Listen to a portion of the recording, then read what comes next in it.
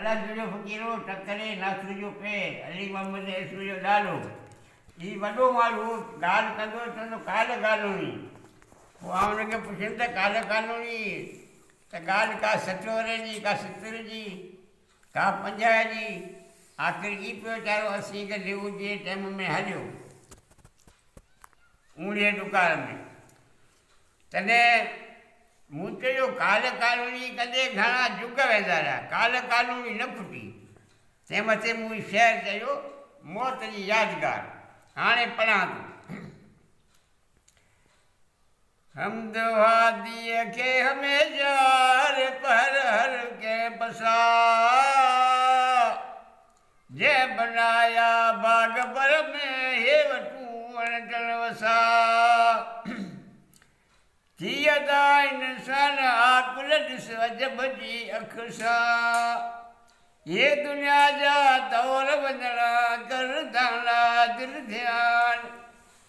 काल कानूनी कंदा विया मोर मांजी कई मियां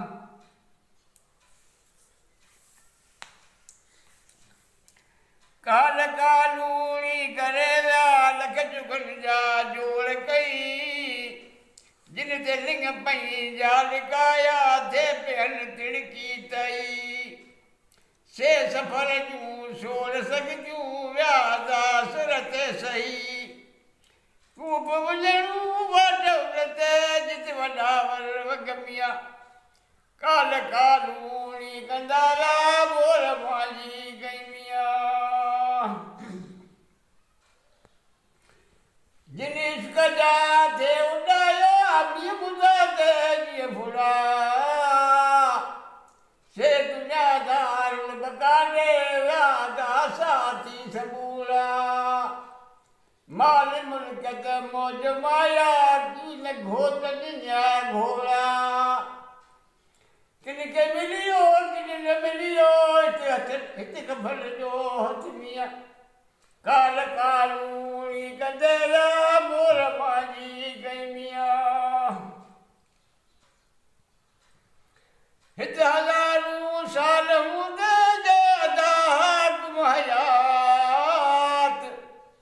तब उमिरि जी आस थोरी ॾेढ वारी पवंदी वात ख़बरकारी को भवारी आहे अंधारी रात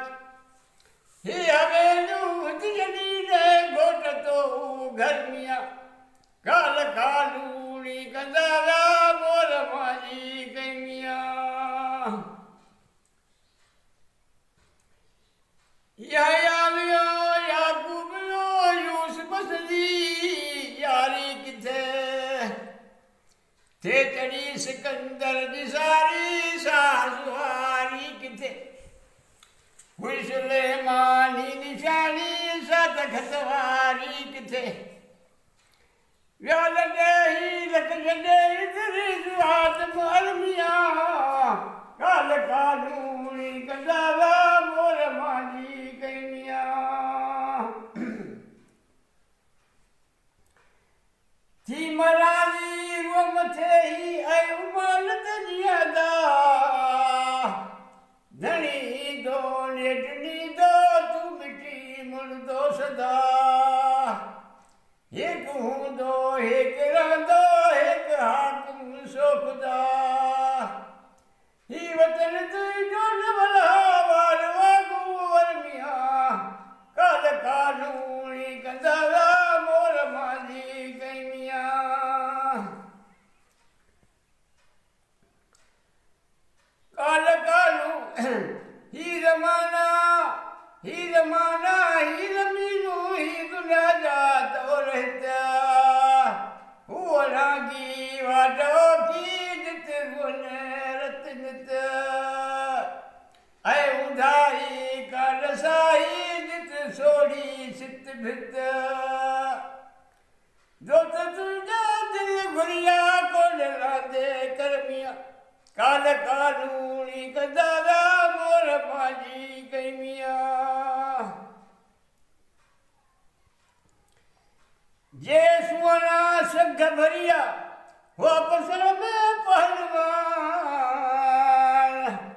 जिन जूं बाज़ारूं हे बगुलाज